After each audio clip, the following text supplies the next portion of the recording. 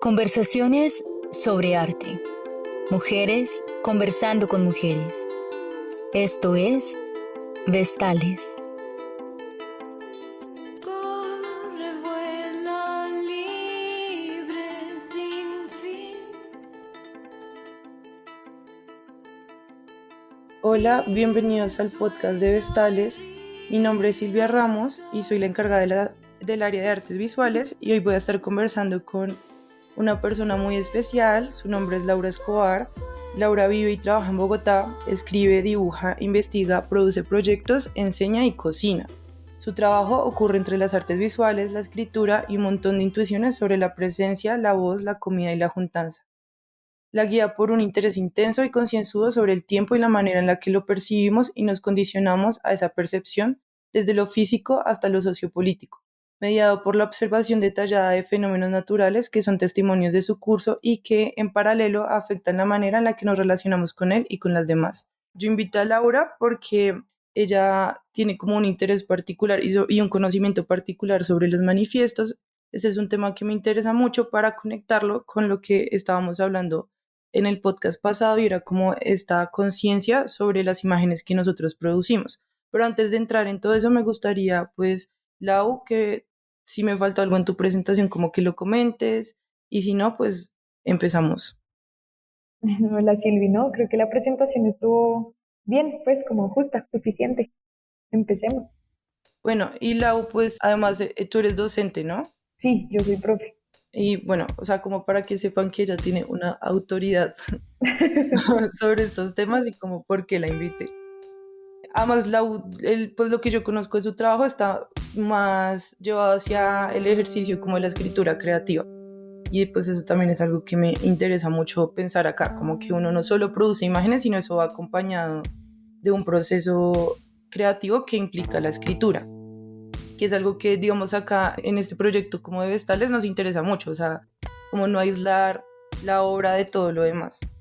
Listo. Entonces, pues en principio me gustaría que tú nos comentaras qué es un manifiesto. Esa específicamente es una pregunta que es un poquito complicada de responder, por lo menos para mí. Hay una cosa como que para mí implica el lenguaje. Quizás sea como prudente mencionar que yo soy artista, yo estudié artes y luego yo hice una maestría en escritura creativa. Por eso como que se me ha facilitado también pues como ese cruce, quizás un poquito más, como con más libertad quizá, entre las imágenes y el lenguaje ha estado siempre como pulsando ahí en sus ficcionalidades al frente mío y al frente también de las imágenes. Y acercarse a un manifiesto es también acercarse a una serie como de declaraciones, que no tiene que ser una serie de declaraciones, sino puede ser una única declaración. Un manifiesto formalmente es una forma de texto, por lo general es un texto numerado que propone como unos postulados, pero los propone de unas maneras en la escritura muy específicas, ¿no? Entonces no es una propuesta ensayística, ni suele ser una propuesta teórica, sino es una declaración con seguridad. En muchas ocasiones, o lo que se entiende por lo general, es que el manifiesto es violento, si se quiere usar esa palabra, agresivo, ¿no? Y eso implica pues que hay como una conciencia plena y una confianza también, una como credibilidad plena en aquello que se está manifestando. Normalmente los manifiestos, como históricamente, se han escrito como pues como en una, no sé, en grupos o colectivos. Las vanguardias escribían manifiestos para declarar justamente su vanguardismo, como como un cambio en una corriente de pensamiento sobre todo, y en una corriente como de comportamiento social y político y creativo y filosófico y bueno, sobre todo esto se relaciona como con, otra vez, pues como con el pensamiento y con una cosa que permanece en gran medida en el lenguaje. Se implica directamente como unas maneras también de aproximarse al mundo directamente. Entonces un manifiesto se presenta más o menos así. Para mí un manifiesto es más bien como una declaración que opta como por la confianza y como por la seguridad de esa declaración también. Y la intención es un poco también especular a partir de la afirmación y no a partir necesariamente de la pregunta, que a veces es, pues, que a veces es también tramposa, ¿no? La pregunta a veces, en vez de construir caminos, los disminuye y a veces los anula. Y la afirmación y como empezar un proceso, como un proceso creativo, sobre todo en la declaración afirmativa de algo en lo que uno cree profundamente, implica después que vendrán también preguntas. Pero empezar en la afirmación es una cosa muy poderosa y muy bella y que también implica como otro tipo de responsabilidades que la pregunta en sí no necesariamente pues implica. En cambio la afirmación sí es como, no sé, necesita y merece como una conciencia de lo que uno está afirmando y de cómo uno lo está afirmando, pues declarando. Sí, está muy interesante todo lo que estás diciendo. Y sobre todo, pues esto me hacía pensar en la segunda pregunta que te quería hacer. Y era como lo que tú decías al principio, como bueno, no me acuerdo si lo mencionaste, pero es como que el colectivo sí recoge como una afirmación colectiva. Pero cuando hice el ejercicio de pedirte como textos como referentes y todo esto, me mandaste colectivos, manifiestos hechos desde lo individual. Pero había algo que me parecía muy bonito y era que esta intención de que esa afirmación tenga un eco en otras personas, o sea, como que es un acto un poco de fe el lanzarse a hacer unas afirmaciones, pero sí es, o sea, o no sé si me estoy equivocando, pero sí existe como esa esperanza de que sea un sentir colectivo, o sea, como que el manifiesto no tendría sentido si no existe esa intención de colectivizarlo. ¿O qué piensas de eso? Pues yo creo que en general las manifestaciones creativas, por lo menos en mi caso, no puedo hablar como por todas las manifestaciones creativas, pero en mi caso suelen tener, sobre todo últimamente, como esa intención de colectivizarse, ¿no? Y no tanto solo como en la medida en que se muestren o se hagan públicas, sino en la medida en que eso también se transforme con la presencia de otros y de otras y de otros. Y en esa medida yo siento que pues para mí como el hacer manifiestos, el escribir manifiestos, es siempre como disponer una idea de la cual yo estoy segura, pues estoy segura con mucho amor y en la medida en la que uno puede estar segura de una idea también, que no es nunca absolutamente, por lo menos en mi caso, y eso es una suerte también, y es disponer esa idea a otros y a otras y a otros, como entregarla. Sobre todo los últimos, o sobre todo como este último manifiesto en el que yo he estado trabajando ya un par de años, implica exactamente como, o sea, la intención es muy clara, la intención se manifiesta en el manifiesto como de entregar eso a otros para que sea también armado por otros, ¿no? Y otra vez, no solamente en el consumo, sino en la transformación de la cosa como, pues de la cosa en sí misma como cuerpo, y como cosa pues como cosa creada también, o como objeto de arte o lo que sea, que eso se vea pues afectado por otras personas. Los manifiestos en esa medida siento que pueden ser, que en principio, o como los primeros manifiestos con los que yo podría asegurar esto, es como con los manifiestos que se escriben desde la individualidad, pero por supuesto que a sabiendas y con mucha conciencia de uno cómo existe como individuo al mismo tiempo que una es parte de un cuerpo social, que implica no solamente a los seres humanos, sino a todos los seres pues, vivos alrededor y a los seres muertos o como que se asumen como muertos o como inertes también. Uno es parte de un bioma que pues, se está moviendo permanentemente cambiando y esa conciencia de pertenecer o como de estar inserto o como de no tener potestad, sino ser potestad de una forma más grande de vida, implica pues también como justamente esa conciencia de que si uno va o si uno va a producir una idea, va a manifestar una idea, va a manifestar algo, sea, pues eso merece también, bueno, no merece, pero implica que eso se va a manifestar para otras y para otros y para otros. No quiero como ser demasiado ambigua o como mandarme un par de sofismas al respecto como de la colectividad, sino en términos concretos. Yo siento que empezar por manifestar una idea en principio, que es como una de las funciones que revela también el lenguaje y la escritura, y es como que la idea revelada funcione para la persona que está creando o para la persona que la está enunciando o manifestando, es una primera instancia, como entenderla y verla fuera de mí. Y luego es como la segunda gran columna de esta cosa que llamamos comunicación o lenguaje, o esta comunicación lingüística sobre todo, es justamente entregarla a otros, ¿no? Abrirla a otros. Y siento que eso puede ser pues un puro acto de fe también, y también pues un acto de generosidad, generosidad con los demás, con las demás, y generosidad con una misma. Sí, sí, total, pero también siento que más que un acto de generosidad es como un acto de humanidad también, ¿no? O sea, como que nosotros como humanos tenemos la necesidad de comunicarnos y es que de alguna manera siento que estas conversaciones las empezamos a plantear porque siento que son conversaciones que faltan mucho dentro de la academia o de la universidad, y es que siento que de alguna manera todos, o bueno, por lo menos yo, caí como en este falso engaño o en esta pataleta a veces de como no se me entendía lo que decía, era como que caí en la falsa idea de que no me importaba que me entendiera, ¿sabes? Yo creo que todos tenemos como ese momento de soberbia un poco, de decir, pero es que yo no hago las cosas para que le gusten a las demás, o no hago las cosas para que las demás personas lo entiendan, y se le quita como esta capa de humanidad al arte, y eso es lo que a mí me interesa muchísimo, o sea, como el arte, y eso era como otra pregunta que te tenía, era como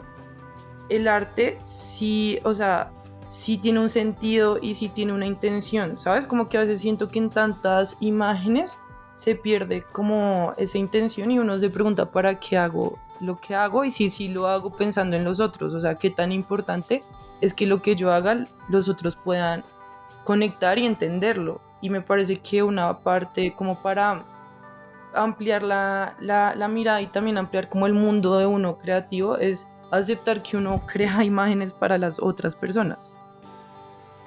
Y total, eso es importante, pues otra vez sí, es como también justo, pues es el uso del lenguaje precisamente, ¿no? Y es como también existimos, como existimos para nosotros y nosotras existimos también en función de otras.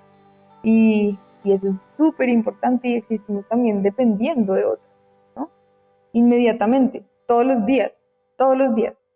Y eso es, pues es también como otra aproximación a la vida y a las ideas como de comunidad y de colectividad. En términos como de la producción de las imágenes y de la producción como de cosas artísticas para los otros, yo creo que, pues como todo un poco quizás, podría, yo creo que eso debería ser como un asunto de doble vía, como dialogal, ¿no? Entonces, digamos, en esta, como que se apoyen, como que se apoye la intención en dos grandes patas, nosotros como en esta fiebre de los bípedos, que se apoye la intención como en dos grandes patas que son la pata que se dirige hacia mí, como esa intención de producir para que yo crezca o para que yo piense o para que yo entienda o para que yo libere o para que yo exprese o lo que sea. Producir tampoco es la palabra correcta, pero tengámosla ahí. Y la otra pata, que es la de producir para que eso sea visto, para que alguien lo vea, o para que alguien lo entienda, o para que alguien lo consuma, o para que alguien lo comparta. Para mí, yo creo que que todo el asunto, para mí y como para mis procesos creativos ahora, pues después de haber aprendido como esas dos patas también medio por separado, se ha vuelto un puro asunto como de encuentro azaroso, que nunca es azaroso per se. La gente que se encuentra y que se comunica y que se encuentra con las cosas que yo he hecho, que yo hago, que yo digo, que escribo, que yo cocino también, y las formas en las que yo me relaciono con eso, pues se encuentran con eso también porque operan y su trabajo y su vida opera alrededor como de esas mismas intenciones o esos mismos intereses o esos mismos opciones o bueno, como se le quiera llamar. Y sobre todo como alrededor de esos mismos espíritus humanos precisamente. No quiero sonar demasiado mística, pero con espíritu me refiero como a a lo esencial, como a la pasión, ¿no? Como eso, como a esas mismas pasiones. Y al respecto de esto, como que para mí ha sido mucho más completo y complejo y también mucho más natural hacer, escribir, dibujar, pensar en imágenes, pues con tanta también como tensura y con tanta finura, pues como yo intento hilar muy fino esas imágenes que hago, sin tampoco censurar censurar, sí, o como silenciar estas intenciones, impulsos creativos que vienen de ningún lado aparentemente. Pero entonces esta cosa del encuentro, que funciona ahí como en la mitad de que yo hago para mí y yo hago también para el otro, son súper enriquecedoras y creo que en parte por eso también el asunto es, pues yo voy a soltar esto acá, voy a declarar esto, esta es mi declaración y quien se encuentre con esto, pues se tendrá que encontrar con esto.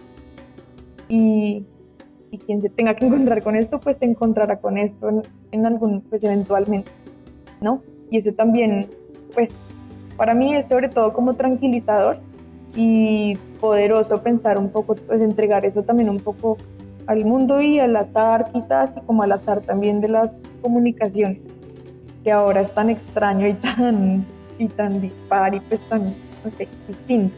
Pero pues sí, de entrada siento que, otra vez, pues me repito, como que se relacionan restos como con el encuentro y con liberar las cosas que una quiera liberar, que son para una y que son una declaración también que empodera por lo general.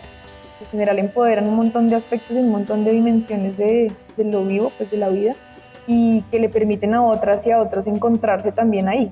O simplemente rechazar, que también está bien.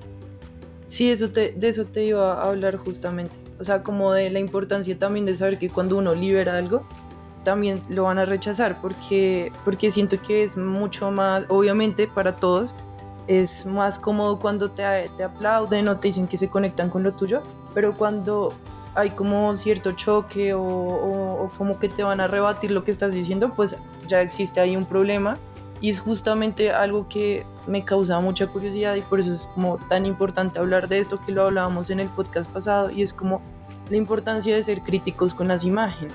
Porque yo entiendo que estamos en un momento, lo que tú decías, con las redes sociales y toda esta como marea de imágenes y de cosas que pasan constantemente, pues de alguna manera todos nos adaptamos a producir imágenes muy rápido y como compulsivamente. Y además, asimismo, es como el tiempo de observar las imágenes. Entonces, cuando de repente hay alguien que tal vez se detiene a ver una imagen y una imagen que además, pues lo que acabamos de pasar como con todo lo del paro, como una imagen que tiene un contenido sensible para lo que está pasando y alguien se toma el tiempo de decir como, oigan, pero ¿por qué hacen esto así? ¿Por qué representan esto de esta manera? Realmente esto que está diciendo, que me parece que es un ejercicio supremamente importante también para como mantener los pies en la tierra y como, pero como cierta economía de la imagen, como, y no, como no invisibilizar las cosas, porque siento que a veces también otra forma de invisibilizar es mostrar mucho lo mismo. Entonces me parece muy importante que exista este tipo de persona que se siente y critique y hable y todo esto, pero pareciera que ahorita es como muy difícil criticar, o no sé si es solo mi percepción, o sea, como que es muy difícil entrar a decir como esto no me parece o porque esto es así o porque ahorita siento que estamos como muy en ese formato del like, como de quiero muchos likes, quiero que me digan que sí, pero si me dicen que no, como que siento que cada vez hay menos resistencia a la discusión y siento que la discusión también hace parte como de esta dimensión política, de las imágenes, del arte en sí, y evidentemente yo creo que salían, yo no sé mucho sobre como todo esto del manifiesto, pero estoy segura que cuando una persona lanzaba un manifiesto estaba en la disposición de que otra persona llegara a decirle como ¿y por qué? O no me parece, o pues como que eso también es la naturaleza del humano. Entonces, bueno, no sé qué piensas ahí como en esa preocupación que tengo. Pues yo también siento como que ahora, sobre todo como con toda esta cultura de la cancelación, y a pesar que eso sea, que haya entrado tanto en cuestión, además los últimos meses, sobre todo, pues eso opera de unas formas insospechadas también, ¿no? Hay un montón de maneras de cancelar y se cancela sobre todo al respecto, como alrededor del contenido, como de un montón de cosas con las que la gente no suele estar de acuerdo, que antes yo entiendo que se relacionaban como con la incorrección política y también como con unas ofensas ahí vitales, pero, pero siento que ahora como esa susceptibilidad a la crítica y como a la pregunta es pues es muy fregada. Yo siento que es fundamental, pues porque esa susceptibilidad lo que hace es como anular la conversación. Y pues cuál es el punto de hacer cosas si no se puede hablar de eso, ¿no? Que es lo que yo siento que tú preguntabas también al inicio de la conversa y es, no me importa si no se entiende, no me importa si no está de acuerdo, no me importa si nada, pero pues no, pues no acepto que no me diga nada porque esto es mío y no me importa. Y eso es muy fácil en principio, pero pues en lo profundo también siento que como que pues procuran una soledad muy profunda y muy como arrebatadora del sentido creativo también, ¿no? Como esta posibilidad del acto creativo, si se quiere. No quiero ser tampoco muy, pues no quiero ponerlo como en una cosa ahí medio sublime tampoco, pero, pero lo que, pues, el acto creativo merece y necesita nutrición, ¿no? Necesita como distintos canales de nutrición y gran parte como del asunto también es como que se manifiestan cosas para ponerlas en cuestión, ¿no? Y si no es así, pues hay una falta de perspectiva también sobre todo.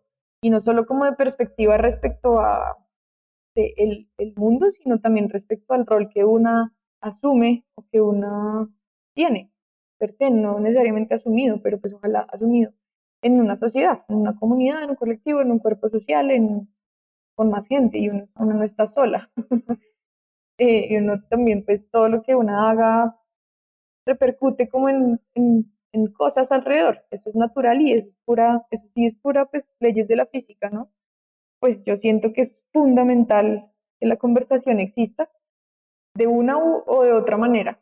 Y siento que es fundamental como que se eduquen, que una misma se eduque y que una en la posibilidad eduque a sus amigas y a sus amigos, sobre todo como también en el amor de la crítica, en el dar también, ¿no? Porque hay formas también de dar crítica y hay formas de cuestionar.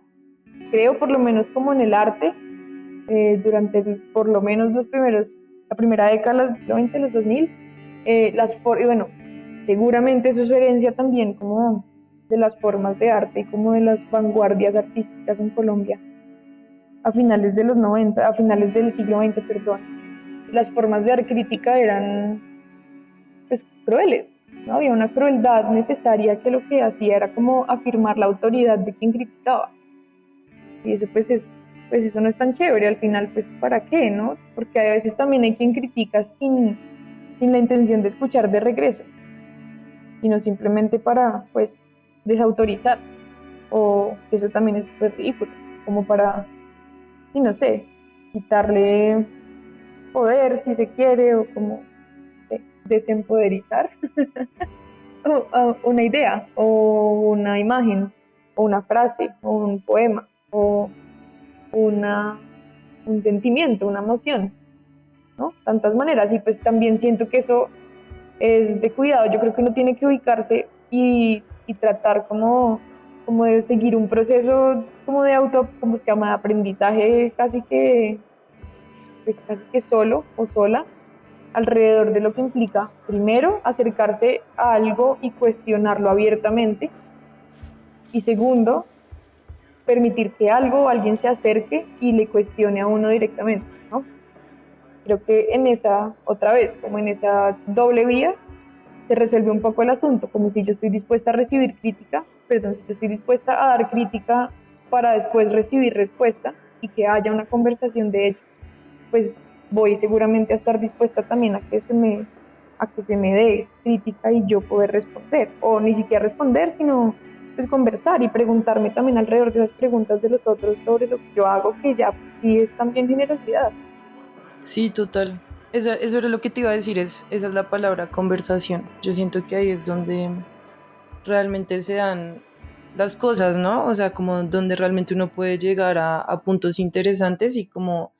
eh, hace poquito hablaba con un amigo mío que yo le contaba una anécdota mía en la universidad donde yo era súper ignorante, pues obviamente en mis primeros semestres, y era muy como apresurada en decir cuando algo no me gustaba y ni siquiera sé de dónde venían mis decisiones de que no me gustaba, era como dependiendo de mi ánimo ese día, literal. Entonces, una vez me puse a hacer eso, a decir como esto no me gusta y no daba retroalimentación, sino era como de odiosa, y una profesora, ella no era de la universidad, sino era como alguien que estaba acompañando nuestro proceso, se llama María Angélica Madero, que es una mujer increíble, me dijo como no seas tan perezosa, o sea, ¿por qué eres tan perezosa al hacer juicios? Eso es, eso, o sea, como el hecho de que a ti algo te parezca feo de inmediato o malo es tu culpa, no es culpa de la persona, porque tú estás siendo muy perezosa al observar. Y eso a mí me quedó para siempre en la memoria, o sea, yo dije como, es verdad, o sea, de qué manera yo estoy acercándome a las imágenes o a los procesos de mis compañeros, o sea, una imagen no es solo mediocre porque yo decía que es mediocre, la mediocre tal vez soy yo, ¿sí? O sea, al no querer como tener esa conversación y eso me parece sumamente valioso porque creo que en la conversación se crean nuevas posibilidades e incluso pues nutre el proceso de la otra persona.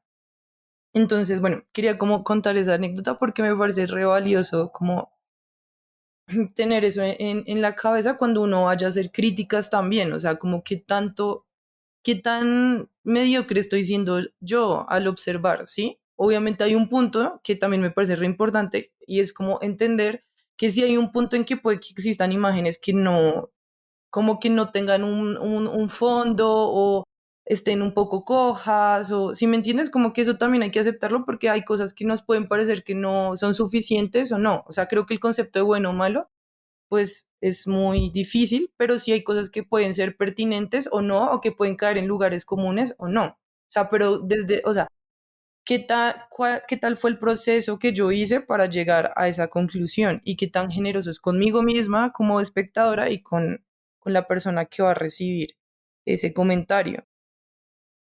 Total. Y también darle a la cosa su lugar, ¿no? Como que eso sí, yo lo aprendí también mucho después. Yo también pequé en muchas ocasiones de, pues de apresurada y de grosera, a veces incluso durante la universidad, cuando uno cree que sabe, pues que no se cree la verga, pero claro, y sobre todo lo que yo aprendí después también fue como, como a darle un lugar a cada cosa, como cada cosa tiene su lugar y ese lugar también requiere que uno tenga una actitud para esa cosa en ese lugar, pues en su lugar. Y eso también hace, pues por lo menos para mí, ha hecho como que yo me aproxime de otras formas a las imágenes que veo que tienen, pues otra vez, distintos lugares. Lo que te decía que me parece súper importante hacer como este vínculo con las conversaciones pasadas que hemos tenido acá, te quería preguntar, y era como reconocer como la dimensión política del arte, o sea, como yo creo que hay gente que siente, o sea, nuevamente, a mí eso me parece re lindo recordarlo y es como la ignorancia de la universidad, uno es muy ingenuo y también muy soberbio, pero bueno, eso se va quitando con el tiempo, ¿o no? Pero el caso es que em, siento que hay muchas personas que creen que lo que hacen es apolítico, ¿sí? Y yo soy el tipo de persona que pienso que eso es mentira, eso es imposible. Para mí ser apolítico es completamente imposible. Y me parece que es sumamente importante ser consciente de esa dimensión y creo que por medio de la escritura es que, acá estoy lanzando una teoría mía, puede que no sea verdad, pero siento que la escritura y el ejercicio de la escritura te permite ser consciente de esa dimensión y ubicarte en un espacio. Por eso me parece súper importante como las clases que dan de escritura creativa, que bueno, luego las quitaron, por ejemplo, en mi universidad y me parece una atrocidad, pero siento que sí hay en la escritura, hay una conciencia, porque además creo que, bueno, el producir imágenes es un acto inconsciente, pero para tú poder como sacarle el jugo a eso necesitas saltar un poquito lo consciente y esa escritura te da eso, y no puede uno hablar y apropiarse como de su posición política si no es consciente por lo menos un poco de ella. Entonces, pues también quería saber qué piensas ahí sobre eso, o sea, como sobre esa importancia de la escritura que acompaña como el arte. Ahí hay una como distancia que yo siento y como con la cual también yo estoy medio obsesionada desde hace tiempo, desde que estaba en el pregrado y pues por eso resulté también estudiando escritura y como estudiando cosas alrededor del lenguaje y es una autoridad inminente también del lenguaje sobre las imágenes, como sobre el pensamiento visual o sobre los pensamientos que no son necesariamente racionales, ¿no? Lo que ha pasado con el lenguaje es que pues ha organizado el mundo, entendemos el mundo como lo entendemos porque somos animales del lenguaje. Y eso también se relaciona mucho con que seamos animales de comunidad, como pues que andemos, que estemos siempre en manada y que no podamos existir sin manada. En esa medida, pues natural, pues es como natural que el lenguaje y que la escritura y como esa aproximación o como esos desarrollos creativos incluso o esos análisis o como esas formas de la escritura sean pues aterricen unos pensamientos o unas cosas abstractas, ¿no? Sin embargo, el lenguaje pues es también abstracto. Lo que pasa es que es menos abstracto que el pensamiento, pero no por eso tiene más poder, ¿no? Como las ideas no tienen más poder en sí mismas porque han pasado por la escritura necesariamente, pero sí tienen más poder cuando pasan por la escritura porque se vuelven colectivas, ¿no? Salen de uno. Entonces aterrizan en una medida, se materializan en una medida. Y pues, claro, cuando se materializan, por supuesto que uno accede a ellas de otras maneras desde la razón, a pesar de que sean ideas o sentimientos o que sean como abstractas también o que sean incluso pues como desde la inconsciencia, uno o una, perdón, cuando se aproxima o cuando las materializa en la escritura o a través de la escritura, en principio pues también las racionaliza, se vuelven también parte de la razón y lo más importante es que uno empiece a tener perspectiva, que uno se vuelve distante de esos pensamientos, que esos pensamientos han salido. Sin embargo, también yo siento que el lenguaje y que la escritura son o pueden entenderse como, o pueden asumirse como otras maneras de aproximarse a las imágenes y a unas imágenes determinadas, como a unos impulsos y a unas intuiciones determinadas que por lo menos nuestra educación visual en Occidente, por lo menos, o en Colombia, no sé bien, no permite. Quién sabe lo que vaya a pasar también ahora como con los nuevos medios de comunicación y las globalizaciones, pero la escritura también le permite a uno un acceso a unas cuevas de la cabeza, de la memoria, del espíritu, un montón de aspectos vitales que la imagen a veces no es suficiente. Pero otra vez, no solamente permite el acceso para uno, sino que permite que ese acceso se abra y se explore con perspectiva para una y para las demás. Y eso es lo más bonito. Yo siento también pues, que es fundamental, pues que esa perspectiva es fundamental, ¿no? Que esa distancia despeja la cabeza, pues no está uno como sumergido, sino apenas pues nadando, ya por lo menos está nadando. Hay como un sentido como de organización de esas ideas o del conocimiento, como de los pensamientos, que lo da la perspectiva, que la da la escritura. También la posibilidad de que eso se vuelva un asunto social. Y pues por supuesto que un asunto político, ¿no? Por supuesto. Yo también siento que la ilusión de lo político es absoluta, ¿no? Yo no, pues eso es una ilusión y eso es si me preguntan y yo me puedo poner así de grosera, me parece una medio ridiculez. Y también es pereza, yo siento que es pura pereza de no asumirse pues como un individuo en medio de otros individuos. Sí, y también siento que responde al contexto, ¿no? O sea, como que acá, yo creo que en el imaginario de muchos está como que meterse en temas de política siempre implica cierta violencia, ¿no? Entonces es un miedo ahí que uno tiene a posicionarse porque además siento que como colombianos de alguna manera tenemos que empezar a aprender, primero que la política son muchas cosas y segundo que no implica polarizarse, ¿no? Porque siento que a veces como que hablar, o sea, ser consciente de que uno es un ser político, como que, o que lo que tú haces tiene ciertas implicaciones, pues da miedo por como todo ese residuo que tenemos y pues nuestra cotidianidad y nuestro contexto de que nos vamos o vamos a estar sometidos a cierta violencia. Entonces a veces siento que para las personas es más cómodo asumirse como que no les importa, pero es lo que tú dices, es una pereza, es realmente una pereza y siento, a eso iba, que con esa persona uno puede como calar muy hondo, ¿sabes? Como a eso voy. Como lo digo como una persona que produce imágenes, que pues me considero artista, y es que si yo no siento que mi ejercicio como artista no está completo, si no me hago consciente de ciertas cosas y si no me hago consciente de mi rol dentro de un grupo y de cómo lo que yo digo toca a los otros, porque creo que ese sí es un grave problema y uno sí lo puede observar en otros artistas y es el ensimismamiento, ¿no? Como ese problema de comunicación que existe ahí. Total, y el problema, pues otra vez, como que es un problema de la escucha, siento yo, ¿no?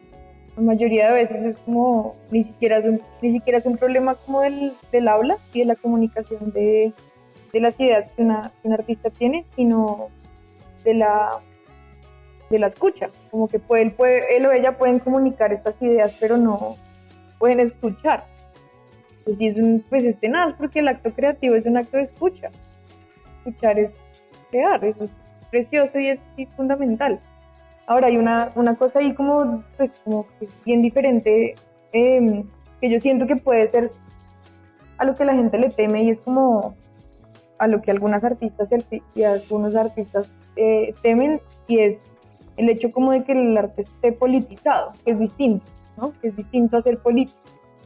Y no está mal, y está, pues es como simplemente es algo, y también las intenciones del arte politizado pues son distintas a las de, pues son distintas o son más específicas, por lo menos. En esa medida pues siento que es importante como marcar esa diferencia.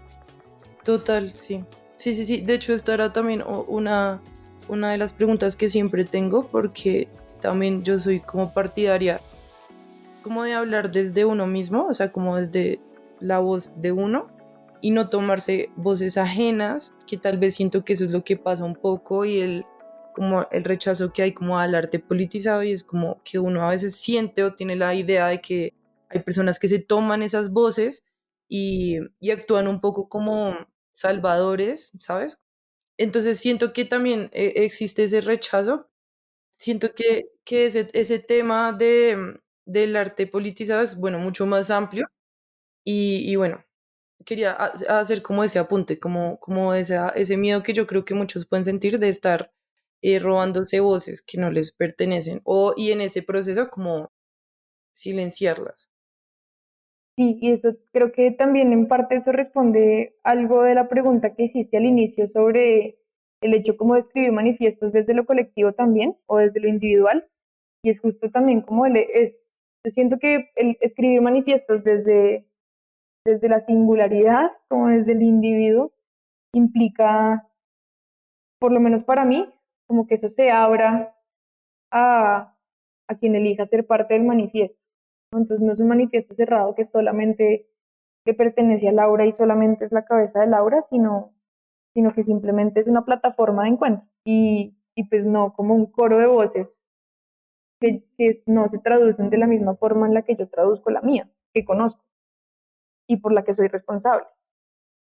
Sí, total, eso me parece bien interesante. Bueno, ya entrando como en lo otro que quería hacer contigo, Lau, es como, porque tú has escrito manifiestos, o bueno, estás empezando a escribir. No sé si ya sea algo terminado, ¿no? Creo que no, creo que me dijiste que no, pero me gustaría mucho como traer ya lo que tú has hecho.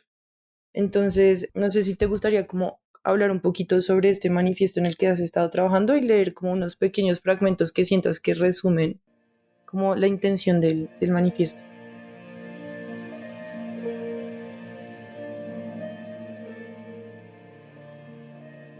Vestales es un proyecto autosostenido. Si te interesa nuestro trabajo y deseas apoyarlo, visita nuestro Instagram y Facebook Proyecto Vestales y encontrarás el enlace para ofrecer tu apoyo. Gracias. Listo. Sí, bueno, este en especial como del que les habla Silvia, yo empecé a escribirlo en 2020, a inicios del año pasado, pero empecé a masticarlo en septiembre del 2019. Por una fortuna, tuve un taller con J. Mombasa, que es una escritora y artista performática brasileña, y con J estuvimos pensando como en la ficción visionaria y en la posibilidad de construir y de imaginar futuros. Hubo un momento de la discusión en que se concentró un poco como en el pesimismo y en el optimismo, como en cómo deberíamos aproximarnos a un mundo catastrófico, si desde el pesimismo o desde el optimismo. Y esto se relaciona mucho como con una frase o como una idea de Donna Haraway, que es una filósofa, escritora de ficción también, visionaria. Es una señora increíble. En este libro de Seguir con el problema, ella hay un momento en el que dice si habrá la posibilidad de existir entre el desespero y la esperanza. Esto yo lo descubrí pues después, como que lo leí después de que empecé a pensar en esto, pero entonces en ese momento de pensar entre el pesimismo y el optimismo, yo di como con otro, pues fue como casi que se me salió. ahí en la discusión y yo pues de repente no se trata de ninguna de las dos, sino como de una esperanza también que no es necesariamente optimista, sino que conoce su contexto del desastre, ¿no? Como su contexto que está en caos y su contexto de la catástrofe y que no pretende tampoco que cambiar el mundo en 2 minutos a punta de eso. Y ese término fue contraesperanza. Ese término es extraño, pues es un término bíblico que existe o que aparece en la Biblia, y esto yo sé que es raro, pero pues es un término muy, muy bello. Y no se entiende muy bien, en la Biblia nunca se explica qué es esa vaina, ni cómo existe, ni qué significa. Entonces yo me lo robé, lo agarré y empecé como a pensar en ese término como una especie de nuevas maneras de esperar y como de sentir esperanza, pero de hacer también, y que se concentra en un resto en el cuerpo. Entonces, este manifiesto se llama, pues tiene 3 partes, es sobre la taxonomía, es la primera, la segunda es sobre neutralidad y la tercera es sobre la presencia. Pues más o menos le resumo, sobre taxonomía es un poco como la pregunta por el conocimiento occidental y por cómo a través del lenguaje hemos organizado el mundo, teniendo por seguro dentro nuestro que tenemos poder sobre el mundo que estamos organizando y por eso podemos nombrarlo. Entonces es una pregunta ahí sobre el plano cartesiano sobre todo y como sobre el conocimiento enciclopédico. La segunda parte se llama sobre neutralidad, que es justamente como sobre el ejercicio o del optimismo o del pesimismo desde el pensamiento únicamente. Y eso abre como la posibilidad de una cosa que existe y que se llama pesimismo activo. Y el último punto de este núcleo dice así: el pesimismo activo, a sabiendas de la derrota, denomina la posibilidad de transformar el contexto que habitamos, tan camuflado en la distopía que imaginar realidades alternas parece un ejercicio cotidiano y por ello obvio. El cuarto, el pesimismo activo, entonces, moviliza el pensamiento, le permite ficcionar la realidad para concebir otra y sacude todo el córtex del conocimiento cartesiano basado en la razón y la memoria. Lo desestabiliza. Y el tercer núcleo, que es sobre la presencia, es justo como la introducción de este nuevo término que yo espero que sirva como de plataforma, por lo menos para nombrar una intención, como una intención o como una forma de existir en el mundo, pues en este mundo o en estos tiempos del fin. Este sí, pues voy a leerlo completo.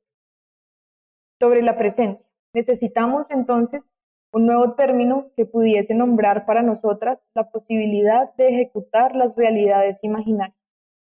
Pensamos, ¿qué hace el cuerpo mientras nuestra mente especula y experimenta el pesimismo activo? Nuestro cuerpo está esperando. Al contrario de las formas usuales del pesimismo, el optimismo le permite al cuerpo actuar, incluso antes de reconocer el desastre, pero le impide reflexionar sobre su contexto. ¿Qué pasa entonces con la esperanza? Esta es una pregunta sobre reacciones físicas, sobre nuestros cuerpos a través del tiempo, y así es también el término, que es contraesperanza. 1. La contraesperanza se encuentra en el medio entre la reflexión, la imaginación y la acción. 2. La contraesperanza es un estado del cuerpo del que depende el pensamiento. El cuerpo actúa mientras el pensamiento se forma. 3. El pensamiento y el cuerpo permanecen en una activación paralela que le corresponde al tiempo presente. 4. Contraesperanza no es otra cosa sino la espera activa, opuesta al cuerpo que espera por Godot, callado y quieto, que invierte toda su energía en el doloroso acto de esperar. 5. Como término, se refiere necesariamente al movimiento. 6. La contraesperanza requiere que el pensamiento encarne, que las ideas y el conocimiento abstracto se manifiesten en nuestros cuerpos. 6.5. O requiere que se hagan a un lado y le cedan el poder creativo al cuerpo, como inicio de las manifestaciones de una nueva manera de conocer, de aproximarse al mundo y a las herramientas que tenemos alrededor. 7. Contraesperanza es la inminente apropiación del desastre, que no es otra, sino la experiencia del presente. 8. La contraesperanza se manifiesta porque implica acción en el silencio, el ruido, el gusto y el movimiento. Ahí hay una nota que me gustaría leer también, y es: este poderoso cuarteto de indicadores de presencia tiene también la habilidad de escapar de los modos cartesianos del aprendizaje. Cada uno de sus potentes y sutiles presencias en las comunidades que son libres de poder, la mayoría subordinados a formas camufladas de esclavitud y de precarización en los modelos neoliberales de producción. 9. Contraesperanza propone acercarse a la construcción de una red de pensamiento, pero sobre todo de trabajo y aprendizaje colaborativo. 10. La contraesperanza se manifiesta en un cuerpo, pero resulta más provechoso evocarla en colectividad. 11. La contraesperanza ebulle bajo la superficie que habitan comunidades libres de poder. Aquí hay otra nota, y es una aclaración muy cortica que yo siento que es muy poderosa, que igual vale la pena pensar, y es: la falta de poder es libertad. 12. Contraesperanza es un término vivo y por lo tanto no es un término. 13. La contraesperanza debe ser alimentada, estirada, cortada, plegada, destruida y reconstruida. Y hay otros postulados que todavía no están, pues como no tienen tanta fuerza, no estoy pues tan segura, y vale la pena si les interesa. Está chévere que quieren trabajarlo juntas conmigo, pues yo estaría feliz. El último punto del enunciado es también el último enunciado del manifiesto es una invitación, sobre todo, y dispone por sí ya pues el manifiesto y el término justamente a ser alimentado, estirado, cortado, plegado, destruido y reconstruido, y eso implica necesariamente a otras y otros más que yo. Primero quería comentar como un puntico que estaba acompañándote en la lectura, que hablaba sobre la neutralidad, que me parece muy interesante por todo lo que venimos hablando, y es el primer punto que dice: la neutralidad se asocia a una despresencia del cuerpo no violentado en el conflicto, que es como lo que hablábamos ahorita sobre sentir como que uno es apolítico, o que hay como más comodidad en el no, o en el tener cierta ignorancia frente a las dimensiones políticas de lo que uno hace. Y además me parece como muy, muy interesante porque todo lo que planteas siento que es como una solución a ese miedo de lo que estábamos hablando de lo político y de polarizarse y de la violencia que implica llamar lo que uno hace político, ¿sí? Entonces, eso es lo que me parece muy interesante de este manifiesto, es como que te muestra otras formas de entenderte como un ser político dentro del arte, y te da unas soluciones y una esperanza dentro de todo esto. Entonces quería como comentar sobre eso. Pues yo siento que sobre todo como uno de los pensamientos que ha estado como rodando, como que yo estaba rumiando alrededor de este manifiesto y de como de este pensamiento de la contraesperanza y de la colaboración también, es como la construcción de sí, pues de una plataforma de encuentro. Eso igual suena como cualquier cosa, pero sobre todo como de reinterpretar esos límites entre lo político, lo apolítico, lo supuestamente apolítico, y el miedo de declarar cosas, ¿no? Y necesitamos declaraciones, pero pues por supuesto declaraciones desde el afecto y desde la conciencia de los otros y las otras, que eso es lo que realmente pues es también la libertad, por eso es tan difícil. Pero entonces sobre todo sí, como reinterpretar estos límites, no como límites, sino como unas membranas que igual se pueden mover, y como a diferencia otra vez de estos conocimientos únicamente binarios, o como de esta manera de entender el mundo desde el adjetivo y su opuesto solamente, pues es como, no, pues para mí no tiene sentido ya, y es como no, pues ya no se puede, yo ya no puedo entender el mundo así. Entonces siento que también hay una cosa importante como alrededor de las intersecciones y de las posibilidades, como otros chances, ¿no? Y el poder que nos da también la imaginación, y otra vez la conversación, y como esta nutrición es como con las amigas, con los amigos, con la familia.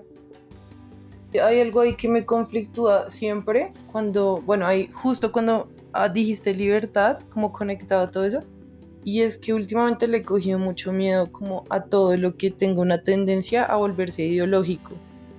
Entonces siento que todo esto del manifiesto y estas propuestas que uno lanza al colectivo también constantemente uno tiene que estar como en un baile ahí. Sí, es como un baile, como estar equilibrándose, que tanto yo comulgo, construyo activamente sobre el pensamiento de la otra persona y no solo como que me lo trago y lo devoro así completo y como que me lo pongo como ropa, ¿sabes? Como mi identidad. Eso me da mucho miedo, o sea, y creo que también hay un miedo sobre lo político.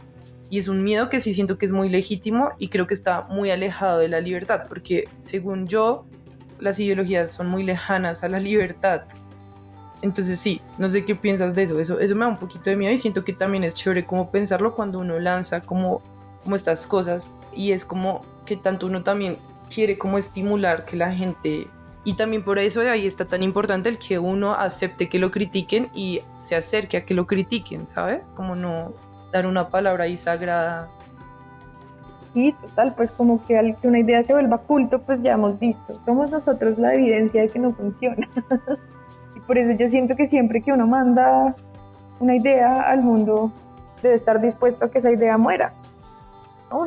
Realmente uno la manda al mundo a morir, o por lo menos a que rompa, se rasgue y se queme, pues como el papel o como, pues como esto tal cual, como por eso el último postulado justo como sí, señalar precisamente como eso, y eso lo que hace también es que una pues se sienta, por lo menos en mi caso esa ha sido mi experiencia, experimenté una libertad también y una tranquilidad al respecto como de la razón. Yo no quiero declarar esto para tener razón, y eso no, pues si esa es la medida y como si no quiere volverlo pues un estándar, yo siento que no funciona, que no tiene sentido. Justamente los manifiestos existen también para revertir estándares. Y creo que también puede parecer, pues puede ser y puede ser como correr el riesgo de volverse un nuevo estándar. Pero pues, no sé, creo que eso sí es como que justamente para eso es la conversación, ¿no? Y nuevamente es algo muy humano, o sea, siento que es parte de la naturaleza humana querer como apegarse a unas palabras, a una idea, que también es como la trampa del lenguaje y es como lo que tú mencionabas ahorita, como esa autoridad que se cree que hay en el lenguaje, más que usarlo. Ah, que se me olvidó mencionarte, pero yo esa imagen que hablaba sobre dominar como un poquito o poner en palabras las imágenes, siento que es como cuando yo nunca he surfeado, pero si surfeara es como coger una ola, ¿sí? Como poder subirte en una ola y poder mirar como desde arriba al mar, que igual es algo que no dominas, dominas una porción, pero como que así de inmenso es como todo el inconsciente humano y de donde salen las imágenes y es como un segundo que debes aprovechar para observar como el panorama, o sea, como poder estar desde las alturas y decir, uff, acá estoy parada, acá conecto absolutamente todo, pero también es un instante y por eso hay que ser como muy inteligente para poder atrapar esos instantes. También para sortearlos, ¿no? Como a veces, pues otra vez, yo insisto como que en esa capacidad de surfear la ola y ver desde ahí como dominar un poco instantáneamente pues una fuerza poderosa, por lo menos en el caso del lenguaje, yo siento que es sobre todo en función de la comunicación y de la perspectiva. Pues hay como un montón de otras herramientas a través de las cuales se trabaja el inconsciente, se domina, se controla más o menos, o se entiende, que no son necesariamente lingüísticas y que funcionan también muy bien, pero que no pueden comunicarse. Y uno no puede recordarlas o no puede tener perspectiva de ellas. Sí, y otra cosa que te quería preguntar que me parecía muy interesante el último que estábamos hablando sobre no tener la razón es como, porque siento que es un ejercicio muy difícil, o sea, el no caer en que lo que estoy haciendo, o sea, lo que te digo, cuando uno medio recibe un halago de lo que hace, pues es muy fácil embriagarse con eso y sobre todo con las redes sociales ahorita y siento que el querer no tener la razón, querer no hacer parte de una ideología ahorita o querer no tener una identidad, porque ahorita también estamos como en un momento de que la identidad es una cosa vital como para existir, siento que es un ejercicio que requiere muchas cosas y es algo que, digamos, siento que, por ejemplo, lo que yo hago es tener este proyecto, o sea, hablar con otras personas, ver los procesos de otras personas para sacarme a mí de mi cabeza de que yo estoy haciendo algo increíble, a pesar de que pues, uno reconoce que hace cosas buenas o lo que sea, pero es como no creer que mi voz es la única y es la verdad absoluta sobre la experiencia, por lo menos digamos de las mujeres. Entonces, yo quería saber como qué ejercicio haces tú para siempre tener como estarte aterrizando frente a eso. Siento que yo tengo como un montón de pequeños ejercicios. A mí hay una cosa como un pensamiento que me sirve un montón y que me tranquiliza respecto, sobre todo como respecto a la racionalidad y como a tener y guardar la razón, ¿no? Como decir o no la verdad, o como tener como estar segura de una única perspectiva o aproximación del mundo. Y es como un ejercicio, ni siquiera es un ejercicio que yo pueda controlar todavía, pero que el pensamiento solamente me funciona y es como pensar en escala universal, como pensarme a mí en escala universal. Entonces es como una especie de zoom out hacia la Vía Láctea o lo que sea. Y es como recordar estas imágenes de la Tierra enmarcadas en el sistema solar y después en la nebulosa de no sé qué, y después en la galaxia, y después en el grupo de galaxias en las que está la Vía Láctea, y empezar como, pues como en esos movimientos de como de alejamiento y como de perspectiva, ¿no? Y yo digo, en verdad, yo, ¿qué soy? Como, ¿qué soy para tener la razón? ¿Y qué implica eso? No, no, como, qué tranquilidad también poder saber que uno es tan chiquito y tan efímero respecto al mundo. Por supuesto que eso también, a mí eso no me genera ningún tipo de ansiedad, por suerte, de verdad me tranquiliza en lo profundo un resto, me parece precioso como tener esa conciencia, por lo menos para mí es lindísimo.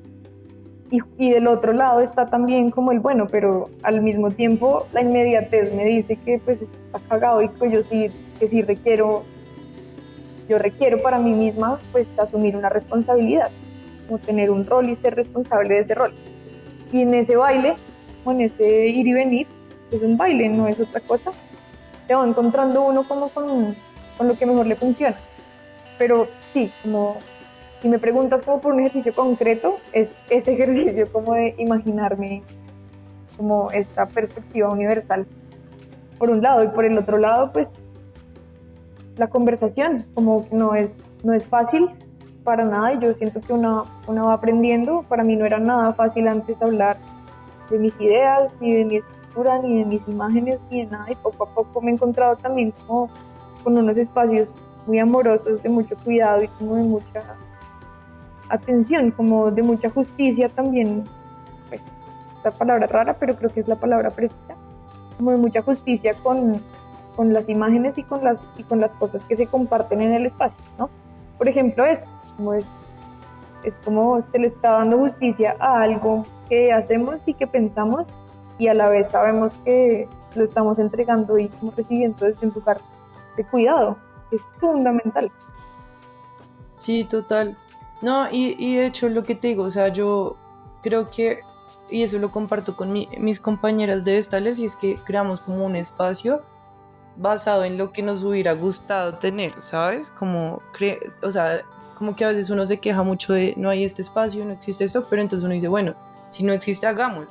Y siento, porque yo tengo esa misma sensación que tú, como que a mí me costaba muchísimo hablar sobre mis ideas porque sentía que no eran pertinentes. Incluso ahorita todavía me pasa que, bueno, estoy diciendo un montón de bobadas, pero siento que también es porque de alguna manera, y ahí sí voy a entrar como también en la intención de todo el proyecto, de alguna manera, pues cuando en la memoria de nosotras lo que hay son puras voces de hombres, ¿no? O sea, como en la teoría, en el arte, en cómo se ha construido el mundo, pues está como ese imaginario, esa voz masculina.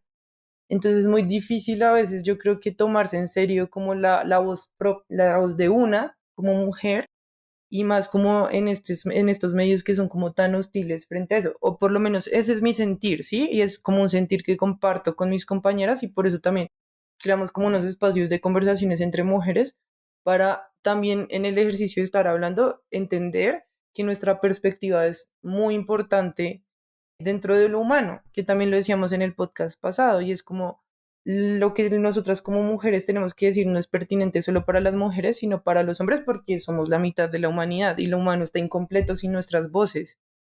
Entonces, siento que se construyen unas perspectivas muy diferentes al estar fuera de, ¿sabes? Como que yo puedo pensar todas estas cosas de no querer tener la razón o de estarme cuestionando constantemente porque yo crecí y me eduqué estando lejana a la figura del genio, ¿sabes? Como que no tengo esa idea de voy a ser un genio del arte y al crecer lejos de eso puedo decir, es que eso no me interesa, hay otras formas de entender el arte, hay otras perspectivas.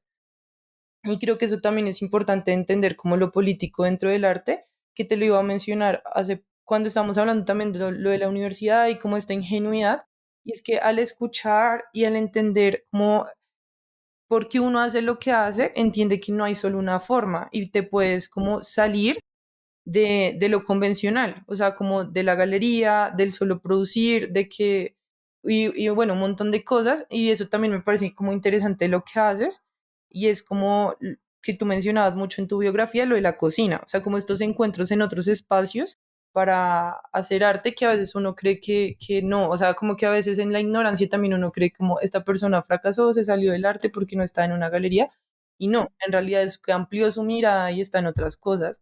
Y ese era como el último punto que quería tocar, que me parece súper valioso y siento que tiene que ver con lo que hemos venido hablando. Y total, pues son esos espacios de encuentro también. La cocina para mí ha sido un regalo y ha sido sobre todo un regalo en forma de amigas. Yo cocino porque yo pues, cocino con María Buenaventura y con Cristina Consuegra y con Elena Villamil, con Luisa Ungar y para mí es un tesoro, ese espacio que se genera entre nosotras cuando cocinamos. Ellas pues yo es como que les aprendo, ¿no? Y para mí cocinar con ellas es aprender del mundo con ellas.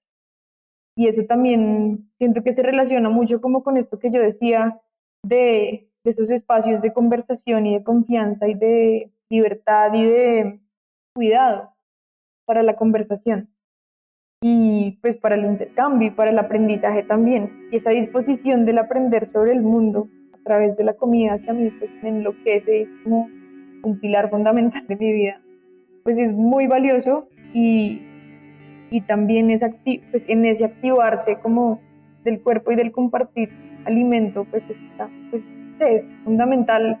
Para mí es todavía un poco un misterio, pero se relaciona mucho, mucho, mucho con mis amigas y pues artistas a quienes admiro y a quienes les aprendo permanentemente, ¿no? Y por eso pues yo estoy involucrada ahora como con procesos de cocina desde el arte, con ellas, y eso me parece todavía más poderoso, ¿no? Como para mí por lo menos es como todavía más importante que eso, que yo haya llegado a eso a través de ellas y con ellas, y no que haya sido sin pues como que también es poderoso, una manifestación de un interés profundo, sino que yo, para mí ha sido un regalo. Yo no sé, me siento como muy afortunada compartir con ellas cocina y eso implica también pues compartir la vida, compartir los conocimientos y como estar en verdad como en permanecer como en un estado y pues de apertura y de disponibilidad del espíritu y de las ideas. Y alrededor de esa idea o de eso que ha pasado para mí hacia la cocina, es desde ahí, desde donde yo también pues me aproximo a la cocina para otros y otras, ¿no? Incluso con ellas, incluso cocinando con ellas. Y es muy lindo también como que yo no pueda, por lo menos por ahora, no sé si eso pasa después, yo no puedo hablar como de mi práctica de la cocina o como de la Laura cocinera sin hablar de ellas, como yo soy cocinera con ellas. Y eso es, para mí es como súper valioso y súper importante y súper, yo lo atesoro. Sí, es muy bello, en realidad.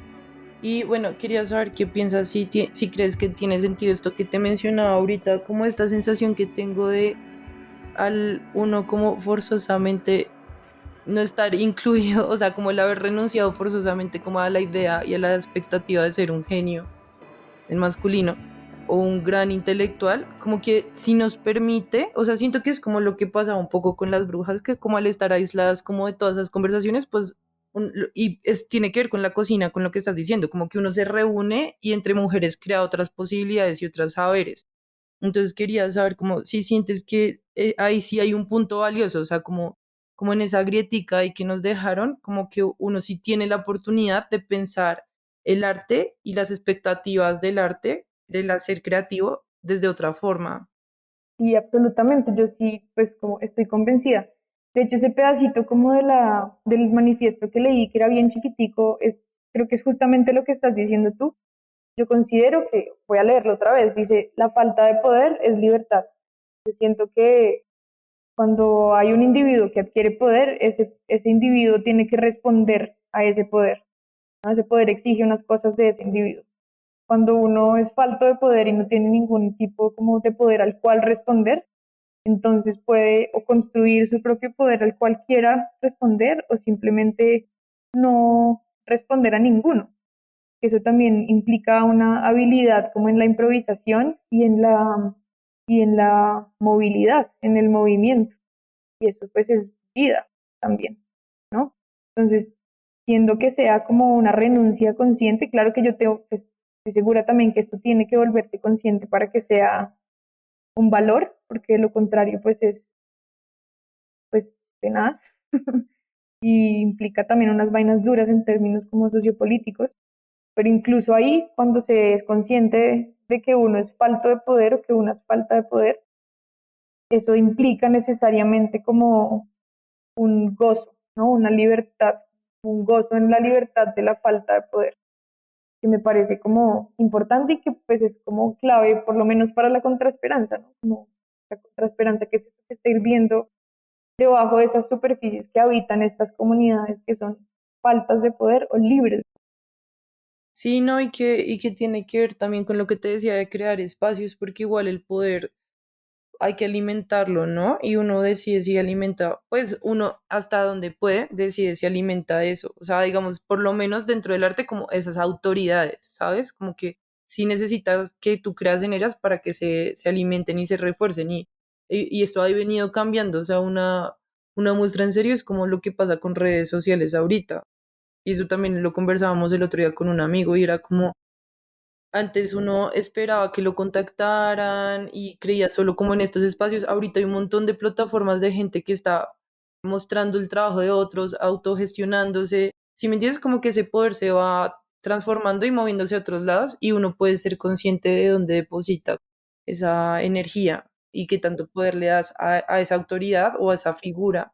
Entonces sí me parece re importante lo que dices de que sea una decisión consciente el renunciar a algo que igual no estaba, o sea, como que no había un espacio para una ahí.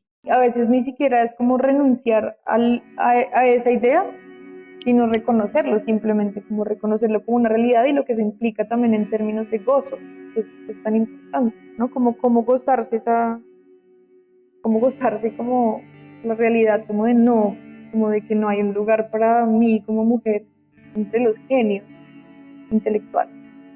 Como, qué delicia, menos mal, yo no quiero ser un genio.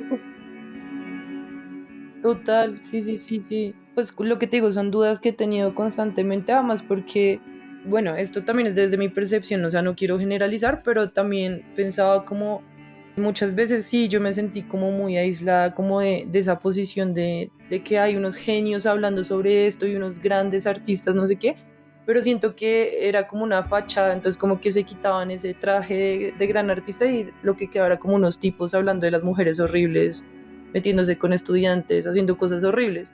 En cambio siento que, y no todos, pero digo como que esa era mi percepción, como que les duraba hasta cierto punto y sentía como un gran vacío como emocional ahí o espiritual, sí, porque para mí el arte es compete a todas las áreas de mi vida, o sea, tiene una dimensión política, una dimensión espiritual y bueno, un montón de cosas. Entonces como que ahí yo sentía como un gran vacío porque sentía que solo había unos lugares específicos para hablar de todo eso.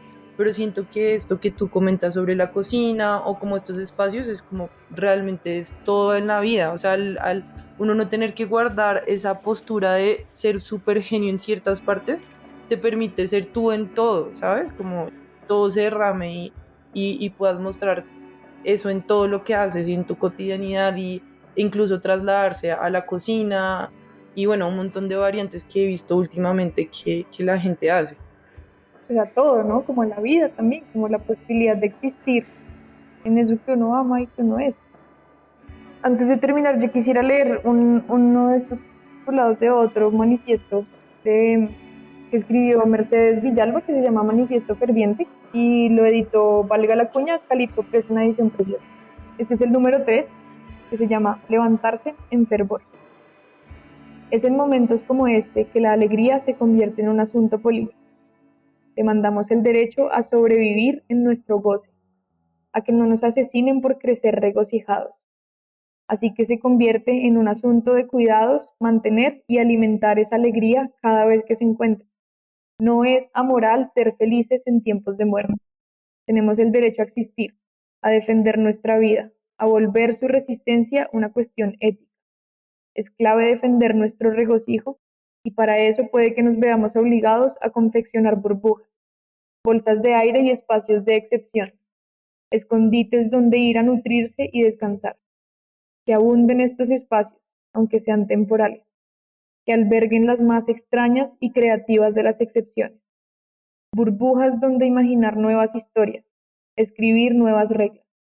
En tiempos como este, estamos luchando por nuestro derecho al futuro. El truco está en hacer fermentar estas burbujas, levantándose en fervor. Wow, sí, eso de que no es amoral ser feliz en tiempos de muerte, wow. O sea, siento que es demasiado pertinente porque también es algo que hemos visto, ¿no? O sea, digamos, volviéndolo a trasladar a lo que hemos vivido recientemente con el paro y con todo eso, como que sí parecía que era amoral hablar de otras cosas. Y pues además los tiempos de muerte son siempre porque la muerte siempre va a estar entre nosotros. Me parece muy, muy bello, muy, muy bello. Y bueno, o sea, de verdad, como que siento que hemos hablado de muchas cosas, pero pues esa es la idea de una conversación. Y no sé si quieras como dar unas últimas conclusiones. No, pues conclusiones no, sobre todo como invitaciones quizás, o pues yo retracto mi invitación a quienes quieran como echarle ojo, echarle mano, conversar sobre la contraesperanza y como sobre esta intuición, pues anímense, me escriben. Me imagino que Silvia deja ahí como el correo, como alguna manera de contacto. El manifiesto igual va a quedar en nuestro blog e igualmente pues en nuestras redes van a encontrar el perfil de Laura para quien quiera contactarse con ella. Eso, fantástico, y podemos también como, sí, pues conversar alrededor de esto. Eso es como retractar la invitación y no más, pues también como invitarles a que pues a perderle el miedo a declarar cosas desde la fe para pues reentenderlas. Bueno, muchas gracias, Lau. Gracias a ti, Silvi. Corre, vuela libre sin fin. Este fue nuestro podcast. Para saber más sobre nosotras, puedes buscarnos en Facebook e Instagram como Proyecto Vestales. La imagen que ilustra este podcast fue creada por Silvia Ramos y la edición de sonido fue realizada por Lina Bermúdez.